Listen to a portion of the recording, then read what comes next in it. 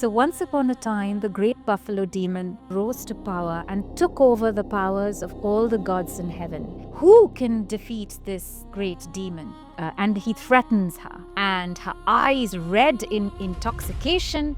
She tells him, Garja Garja Shanam Mudha Madhu Yavat Pibamyaham Maya Tvai Hate Atraiva Gajishyanthyashu Devata. So bellow, fool, just for a moment while I have this liquor. But when I slay you here, right now, you won't be the one bellowing, it's the gods who'll be the one.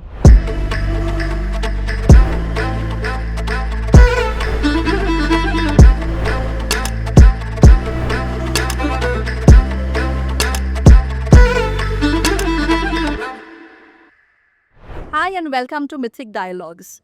This is a one-of-a-kind podcast where we bring to you experts from around the world of Indian mythology and Vedic scriptures. If you've ever wondered why this beautiful universe of ancient stories continues to draw so much love and affection from around the world, Mythik Dialogues will help you understand why. My name is Preeti Vyas. I'm from Mythik and I'm going to be your host for today. I am a passionate Indian storyteller. I have spent my life telling stories, and in my last assignment, I spent 6 years as the CEO of Amachitra Katha. So it is really a pleasure to be here today hosting this unique Mythic dialogue. This is our very first episode, and we're kicking off the series with Navratri. Today, I've got with me a very special guest. Her name is Dr. Bihani Sarkar, who's a senior lecturer in comparative non-Western thought at the University of Lancaster. She's also a D.Phil from University of Oxford and our in-house expert on all things Shakti. I think all in all, Bihani has spent over 2 decades immersed in this world of Shakti, studying it not just from an academic and scholarly perspective, but really, I think being a Bengali, she has immersed herself, heart, mind, soul, body into this world. And it is a real pleasure to have her and a real honor for us to welcome her on our podcast. Welcome, Bihani. So, it's a festival of the goddess, and we encounter different forms of her during Navratri. And Mythic is all about telling stories and, reminding us of our beautiful stories. So can you tell us one story that best captures the goddess's power? Oh, how many stories would you like me to tell? There's so many stories, but let me start. We'll start with the one. Let's start with the one that is the most visible in the Navaratri, and that is the tale of Mahishasura Mardini. The tale of the goddess is the slayer of the buffalo demon Mahisha. So once upon a time, the great buffalo demon rose to power and took over the powers of all the gods in heaven. And he took over all the shares of the yagya that are supposed to go to the gods. He took them over, vanquished the gods, and established his own rule over heaven. So Mahisha is the beast who symbolizes disorder and chaos, who symbolizes disruption to a community. The gods are completely disrupted and they are emasculated and they lose power. Who can defeat this great demon? So a group of them go to the main gods, Shiva, Vishnu, and Brahma, and they ask for their help. And in an assembly in which all the gods have gathered, including the Trinity, the 3 important gods, Shiva, Vishnu, and Brahma, they're so angry that a great fiery light emanates from their forehead and gathers together in the center of the assembly. And from that tower of light, says the Devi Mahatmya, emerges a woman, radiant, girt for battle, bellowing in laughter, 10-armed and beautiful. The gods then grant this divine woman weapons, taking a copy of a weapon from their own weapons and giving it to the goddess. And then she is bestowed jewels and garments. So, for example, Shiva gives her the trident, Vishnu gives her the conch, and the discus, so on and so forth. And she is also granted a lion. And with these weapons and with the lion, and commanded by the gods to be the leader of their army, she goes out alone to face the demon. In the first part of the battle, Mahisha sends his minor demons. And it is said at one point in the Devi Mahatmya that she laughs, and from her laughter emerges these ganas, these attendants who slaughter these minor demons. And after the minor demons, including one great demonic leader called Chikshura, after he is destroyed, then Mahisha comes into the battlefield, angry. He's terribly angry now. He's terribly angry, and it is said that he shifts. He changes shape. Sometimes he becomes an elephant. Sometimes he becomes a lion. Sometimes he becomes a human being. And then and the goddess in each of these successive transformations, the goddess slays him, or the goddess's lion slays him. And finally, he returns to his buffalo form, at which point the goddess, and he threatens her. And she becomes terribly angry at this point. So she, swallows liquor at this point, and her eyes red in intoxication. She tells him, Garja Garja Shanam Mudha Madhu Yavat Pibamiyaham Maya Tvai Hate Atraiva Garjishyanthyashu Devata. So bellow, bellow, fool, just for a moment while I have this liquor. But when I slay you here, right now, you won't be the one bellowing, it's the gods who'll be the one who will be laughing. And with that, she jumps on him, pierces him with her trident, cuts off his head with her sword, sorry, and out of the beheaded place emerges a little mannequin, a little demon, and she slays him with her trident. So this is the moment of the story, the Mahishasura story. And of course, in various versions, there are different variations, but this is really the core of the story. And I hope Mythik, I know, is doing a wonderful job bringing all of these different elements to the story and putting it together so your audiences will have a sense of how colorful the story is and actually how interesting the figure of Mahisha is.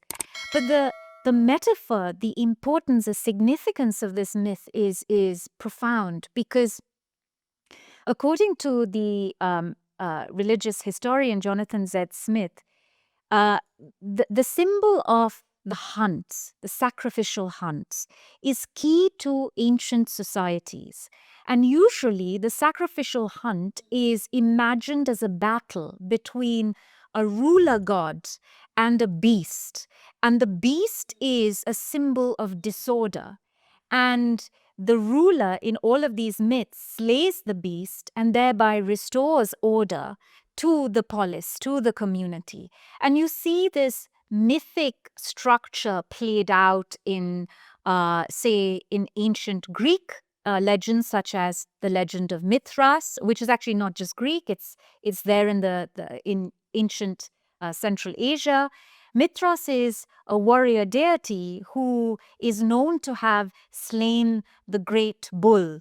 And there are images of Mithras slaying the bull all over the Near East, which are in fact so close to the goddess slaying the buffalo demon. If any one of your audience members does a search for the Mithraic tauroctony, the moment in which he slew the bull, Taurus, that image is so resonant of Mahishasura Mardini. It's amazing. And what that image shows, it shows the destruction of the beast of disorder by a figure of law, by a figure of rule. So Mahisha's death at Durga's hand is symbolic of this heroic figure who is a woman, who is a goddess, not a hero in the Western world such as Mithras, who is male. She is the one slaying the beast, bringing order back to the gods. And it is this idea that is replayed in the Pashubali. So Mahisha Bali is a core part of the Navratri right from its ancient period. We find it mentioned in the Harivangsha.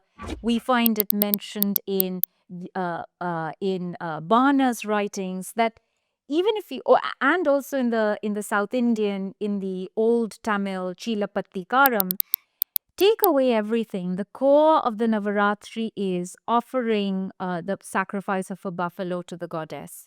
But this sacrifice, why is this important? You have to think about it in the context of these ancient societies in which the slaughter of this beast, who is the beast of disorder, is in fact an image of the story, of what happens in the story, of the great hero killing the demon.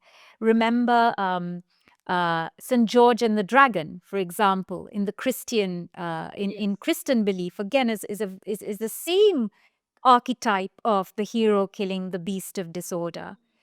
In a more secularist. Yes, I think for us in modern times, even today, it's metaphorically the same idea, right, of destroying the demons within you, and the demon will show up in different forms, and the negativity. So we can replace the word demon with negativity, and the negative forces that assail us from time to time will come in different ways and forms, and this is the time to sort of tap into that inner Devi or that inner hero and vanquish that monster. Exactly. And vanquish that demon. I mean, if on the subject of animal sacrifice in the Navaratra, there are various regional traditions which do not have animal sacrifice. That's why I think the Navaratra became so popular, because it was highly adaptable. In Kerala, for example, colored water is offered in lieu of blood, but there are various symbolisms, and there's one, for example, that the Devi Purana says that Navami is a day that is filled with ghosts and demons. It's Bhuta Preta Samakulam. It's filled with ghosts and demons. So an animal offering, a Pashubali, is offered to the ghosts to ward them away. So it's a Shantikam rite. It's a rite to pacify, to placate ghosts. So that's one significance that the Devi Purana teaches to Pashubali, that it's not to the goddess herself, it's to these ghosts to ward them away. The other significance is that it cleanses. So it cleanses it's an apotropaic rite, by which I mean it averts danger, it averts calamities, and as I said, it's also kind of reminder of the story of Durga killing the buffalo demon, because in the king's slaying of the beast, or in the king's sacrifice on earth, is a reenactment of that divine sacrifice in heaven. But also, actually, Preeti, there are texts in the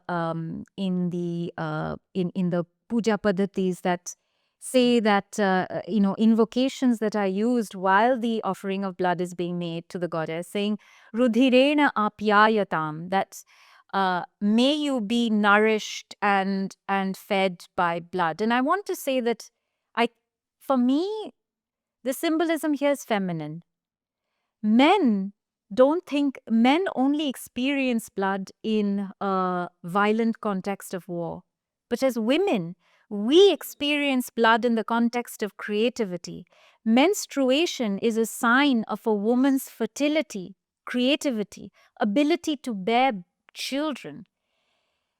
Whenever I see or think about the offering of blood to the goddess, I don't think about, as a man possibly would, about killing and violence. I think of it as a celebration of what it is that makes us women. We are bringing that out from invisibility, where menstruation and menstrual blood is such in usual Orthodox Hindu rituals and in Hindu temples, women are not allowed to enter when we are menstruating. But in this case, in this ritual, in this event, it's the color red, all of these signs of life, passion, the blood of childbirth. All of these aspects that we as Even women... with the Kamakhya Devi temple. Exactly. Yeah, the most auspicious time to visit that temple is when she is supposed to be menstruating, right? Because that is the symbol of fertility, of creation, the ability to give birth and bring life into the world. What greater power can there be, right? Exactly. Creation. I mean, It's taking a life creation. is far easier than giving birth. Exactly. I don't see it as taking away. I see it as a sign of, of giving, of bearing, of rejoicing in a woman's natural creative ability. Absolutely. How lovely. How lovely. So, my next question is that when you close your eyes and think of Navratri, like personally, what are the sights, the smells, the sounds? What is it that comes up for you? For me, Preeti, it will always be the sound of the dhakis, the sound of the dhak, the drums being played in the morning. And this in Bengal, it's a powerful magnetic sound that makes me want to dance, that reminds me of Shakti's power. It's a joyful sound. It is hypnotic. That is the sound of Shakti. And I mean, it's so beautiful because I mean, for me, it's a Gujarati tradition, but and a different set of customs altogether. But it's so similar because for me, it is about dancing the Garba all evening, all night. You're tired, and then the sound of the arti starting, no, the Jai Agya Shakti Marti, and the way the environment just transforms, and in that moment, the connection you feel with that divine feminine energy. It's very palpable. It's very palpable in the environment. Navaratri, Durga Puja is the time when this Shakti makes her is present in the world of men. We are celebrating that presence. She is not somewhere out there. She has come here into the puja. She is Jagrata. She is vitally present everywhere. And it can't be contained in a murti. It's all around. It's all around. It's permeating the community. And this is the time, this is what we share with the Gujarati Navratri, Bengal, and even in the South, that during those days there needs to be celebration, dancing, music, because that's the time that you're really celebrating the presence of the goddess all together.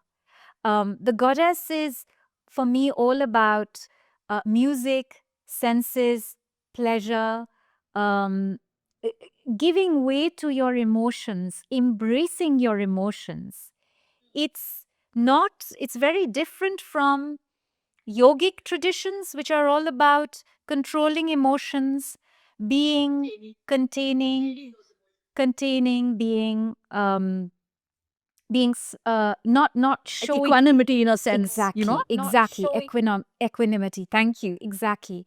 But the goddess's tradition is about embracing and celebrating emotion. Really is. I think that's the perfect time for us to now move into our second section of questions, which is all to do with the stories and symbolism of the goddess. So I think the goddess isn't just a warrior, right? She can be protective, she can be nurturing, or even terrifying. Can you share a story about her more intense forms like Kali and what they mean to people? And Bihani, before you start, I must say that I am so delighted with just hearing you narrate the story. I mean, of course, you have this amazing, profound knowledge and wisdom which has come through your study for so many years. But you're a wonderful storyteller. You're a fabulous storyteller. I'm just sitting here and totally enraptured by the scenes that you're painting in front of us. Yeah. Well, Preeti, we encounter the goddess as children through stories. Isn't it? I heard of Durga's story from my grandmother, So more important and special to me is her story much more than the Sanskrit texts. Okay, Right, of course. Yeah. so I That's felt in your heart, right? yes, exactly. And that's for me is real tradition. The real tradition is the tradition of my grandmother. Um Kali So yes, story of and Kali. story of Kali, the wilder forms of Durga who manifest particularly on Ashtami, Navami, when the energy shifts and it becomes more uncontainable and wild. Although Chamunda, right from the very start of the Eastern ceremony, right from the Bodhana, from the Bale branch, she has been invoked. Kali has a very close association to Navami. As I mentioned, the number 9 is extremely important for the Navaratra. Um, One of the reasons is that there is an old Vaishnava myth that the goddess, uh, the wild goddess, was born on Navami in Shravana, the month of Krishna's birth, the day after Krishna was born, Janmashtami. So she was born in the middle of the monsoon when the sky is at its darkest. It's at that day that this goddess, who is as beautiful and blue black as the monsoon clouds, she was born on this Navami day. Hence, she is also called, we find attestations in Kushana scripture, Kushana era inscription, I beg your pardon, of this goddess being called Navamika, because not only is she connected to the 9 days of the Navaratri, but she is the ninth part of Vishnu, the ninth Anksha of Vishnu, just as Krishna is the eighth Anksha of Vishnu, and she was born on Navami. So there are various uh, reasons for the importance, the significance of this number 9 to Kali in particular, because in this Vaishnava tradition, the primary name of this goddess who is born on Navami is Kali or Kalaratri or Kaushiki, all names of the goddess which are invoked during the Durga Puja. On this Navami day, it is said that the Harivangsha said that kings have to offer her Mahishabali, a sacrifice of buffaloes on Navami day, and she is surrounded by ghosts on this day. She is a free, magnificent presence in the sky. She is surrounded by thunder and lightning, and she curses Kamsa, from whose hands she, just as he was about to destroy her, she flies up and then manifests her form as this great wonderful being, free being in heaven, surrounded by her ghosts. This is Kali or Kalaratri, who is connected to Navami. So the reason why Navami is so important in the Durga Puja tradition is that it goes back to this old mythological tradition that we find in Vaishnava sources, in which Navami is the day that the goddess manifests her glorious form, and the day in which the goddess triumphs over evil, which is Kamsa in this case. So, Navami really, or Mahanavami, out of all of those 9 days, is really, I think, the most ancient core of the Durga Puja, the Navaratri. So even ritual manuals such as Raghunandana say that even if you don't follow any of the other kalpas, you can simply follow the Navami Adi Kalpa, which is to say the Kalpa, the ritual sequence beginning on Navami, and that's it. You will gain all the punya, the auspiciousness from the festival.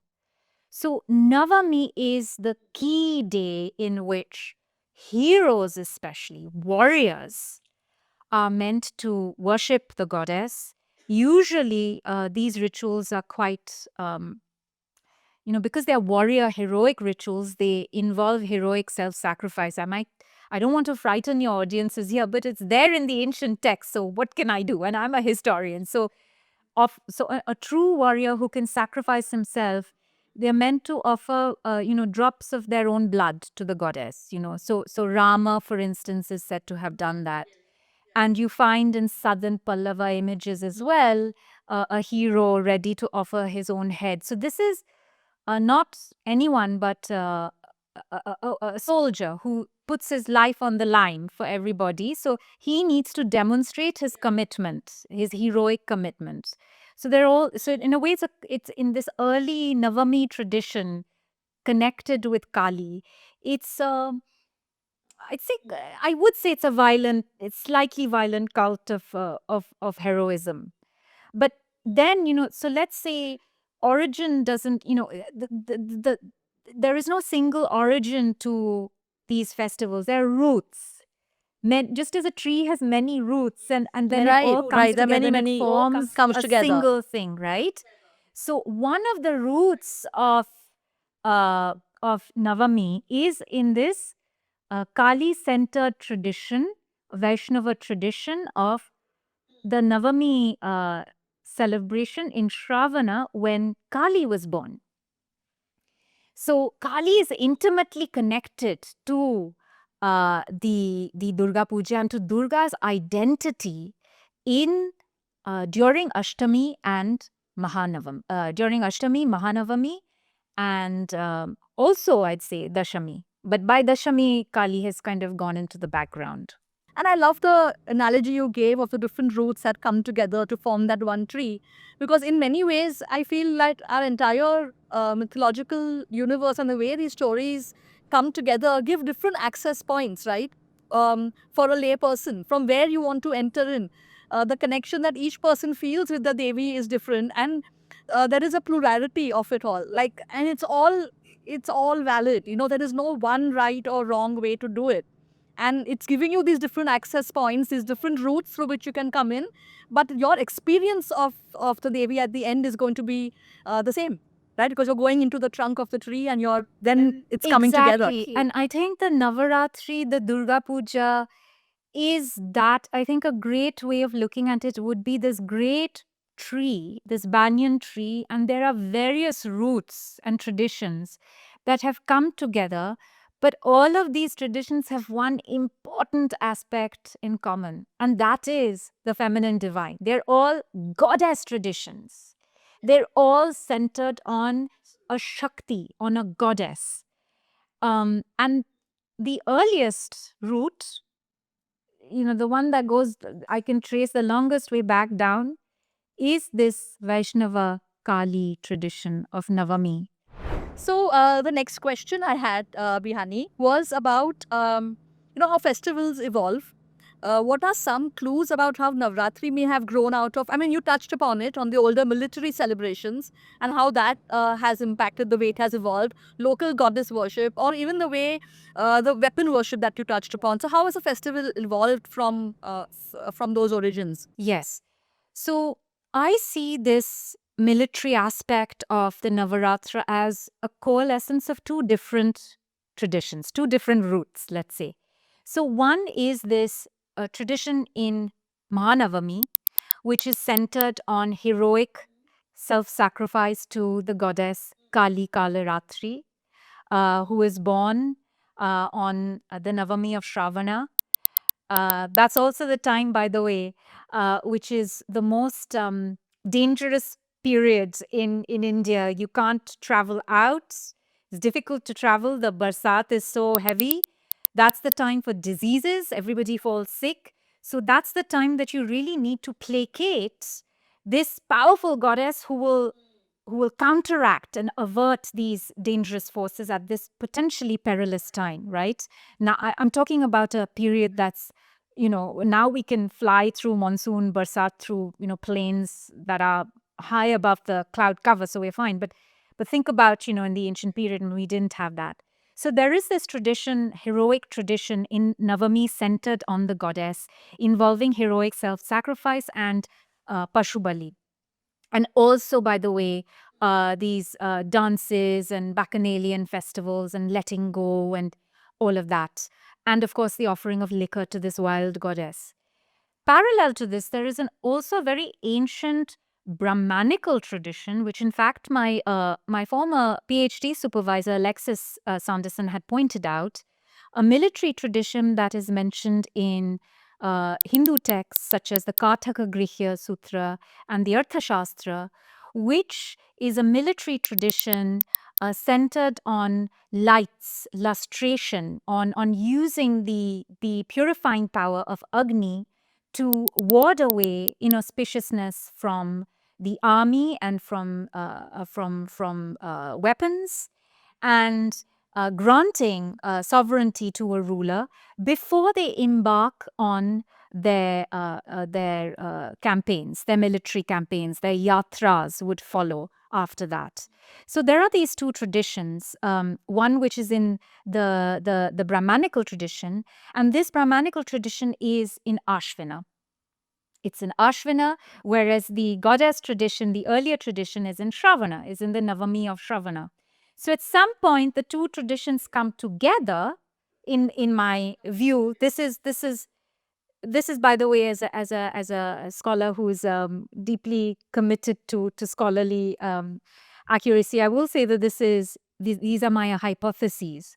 But it seems to me that both of these traditions come together in Ashvina, so that the formerly non-goddess centered rites of lustrating the army join up with the goddess centered Navami festivals, which is all about blood and passion and women, and then you've got this orderly, kingdom centered, formal, dignified Brahmanical traditions. By the way, Ashvana also has the Sera and the Shahara and all of that. So we'll come to that. So they come together to form a military, a 9-night military celebration ending in Vijayadashami, and now centered in the goddess as the principal beneficiary of all of these rituals and rites.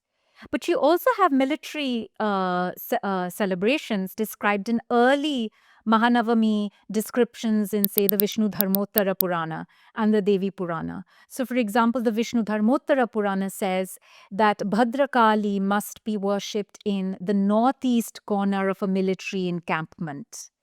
And then she is to be drawn on a patta, on a cloth as well, in this military encampment before the king and his army go off to battle.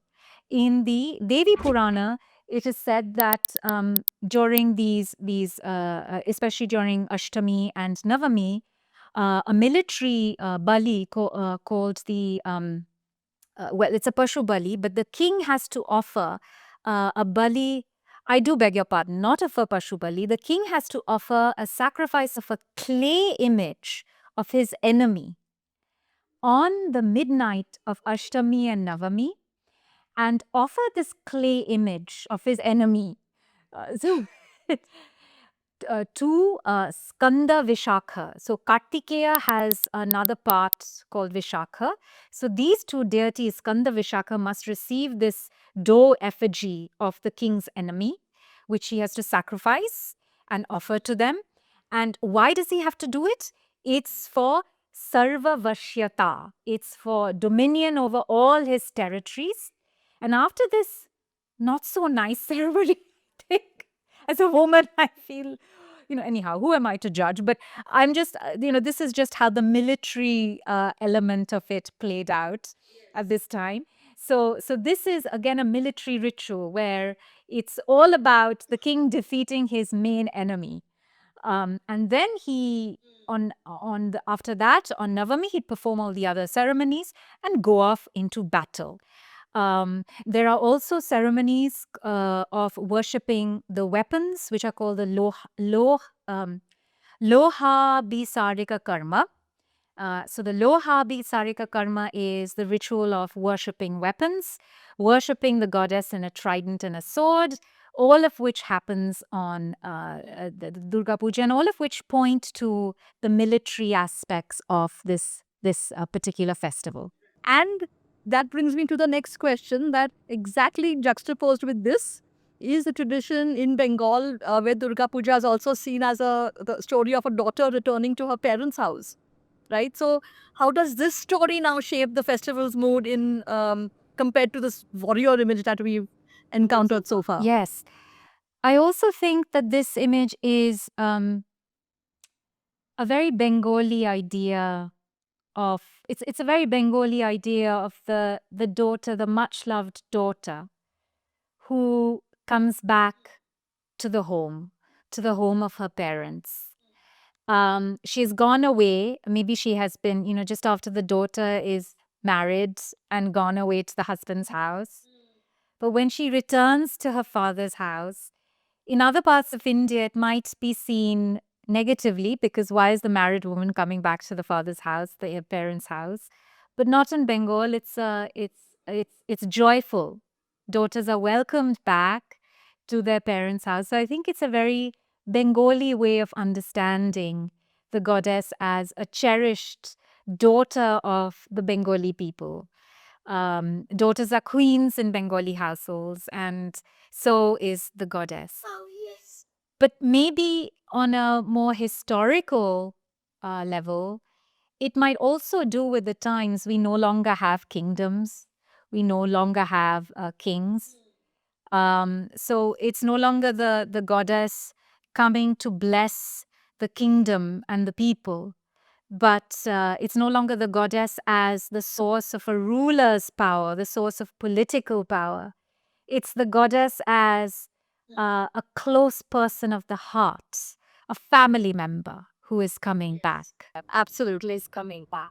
Yeah, and I feel like it's whether it is, even just we've just, seen the Ganesh festival happening here in Mumbai, and it's that same emotion, of people actually when they bring home the Ganesh Murti, it's Ganesha's coming, he's coming home, right?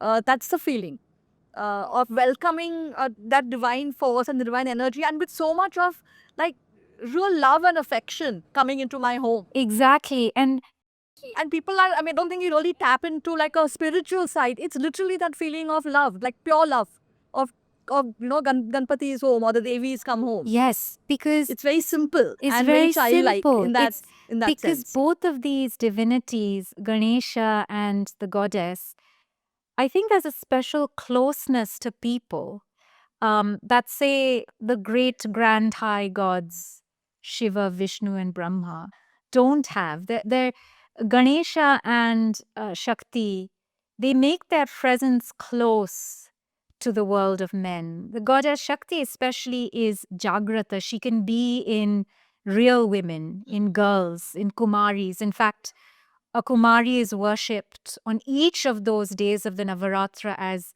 the living embodiment of the goddess. There are women in Uttarakhand. And I think that it leads. Yes, sorry, please finish. There are women in Uttarakhand who are considered to be vessels of the goddess. The goddess is playing in them, you know. So the goddess is an embodied presence. She is not far away and transcendent. She is both that, but she is embodied. She is in the body. She is in very much in the presence. She is in the heart. She is part of your blood.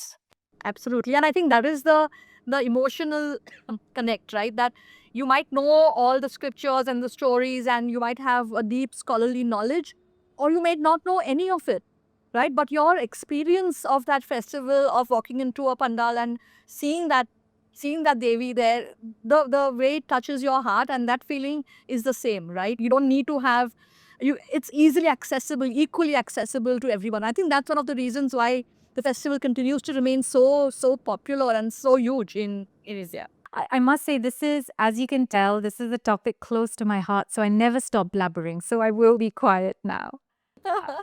I think it's a perfect time for us to sort of end this first episode. This podcast is going to be in two parts. And in the next episode, we're going to explore exactly where we're leaving off this episode, which is different regional stories and practices and how they change the way people connect with the goddess from the remotest of villages to big cities, and to how it has continued to evolve over thousands of years and even today. I hope our audiences have enjoyed. I know I have thoroughly enjoyed and learned so much from you today, Bihani. It's been an absolute pleasure and privilege. And I think at Mythik, we're really happy to have someone of your. I mean, I can't think of a better person to take us through, the story and the energy and everything about the goddess than someone who has devoted like almost 3 decades of your life to studying this. So we can't wait to meet you in the second episode where we'll get into all these other aspects. So thank you so much, and I'll see you on the next one. You're watching Mythik Dialogues. Subscribe to the channel for the most authentic and research-based content on Indian mythology. Follow us on YouTube, Instagram, and Facebook, and feel free to drop in your comments on what subjects you'd like us to feature next on Mythik Dialogues.